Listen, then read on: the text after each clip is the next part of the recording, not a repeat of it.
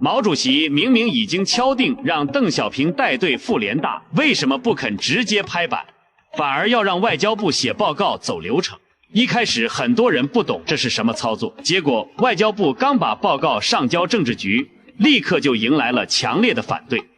对方多次施压，要求直接把報告撤回来，多次僵持拉扯，直到一封親筆信才平息風波。好不容易把人选定下來，卻還有人拒絕參加稿件討論會，臨行機場又上演一場破格的盛大歡送。這背後藏着怎樣的深意？1974年，聯合國要召開第6屆特別會議，100多個國家參會，不少國家元首、政府首腦都會到場。這次會議專門討論原料與發展問題，是新中國恢復聯合國席位之後一次分量極重的多邊外交舞台。原本最合適帶隊出訪的是周恩來總理，但當時的周总理已經重病纏身，身體條件已經不適合長途飛赴紐約。外交部最初的人選名單裡考慮的是方毅、李強、喬冠華幾位部長。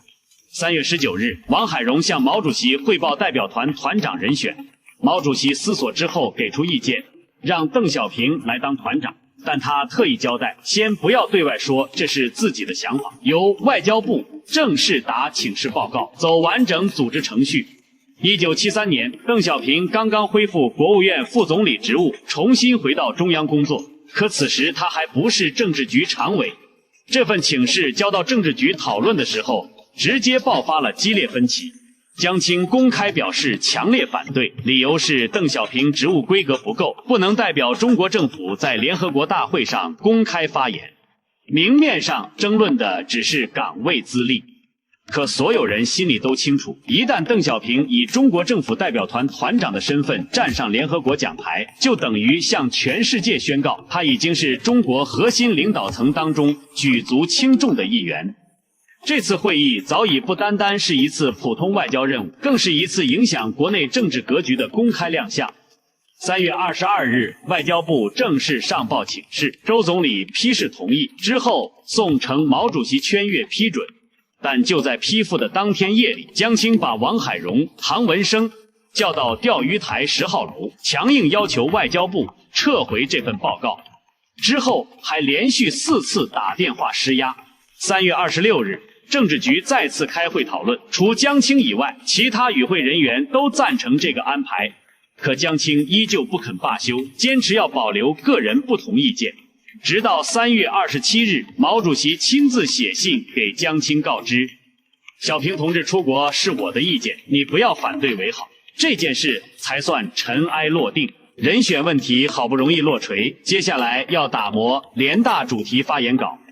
這份講話要完整闡釋3個世界的戰略判斷，講清中國對美蘇超級大國、對廣大發展中國家的立場。可到了4月上旬，政治局討論稿件的時候，江青、張春橋、姚文元卻全都稱病缺席會議。4月6日清晨，鄧小平準備登機啟程，重病纏身的周總理不顧身體的病痛，親自趕到首都機場。葉劍英、李先念等中央領導，加上4000多名各界群眾到場送行，規格遠遠超出普通外事送行。剛剛在政治局吵得不可開交，周總理為什麼還要把送行儀式搞得如此隆重？這場公開的盛大場面，到底要向國內和全世界釋放什麼樣的信號？由於時長原因，本期視頻分為上下2集，點擊頭像進入主頁，下集繼續為您揭曉。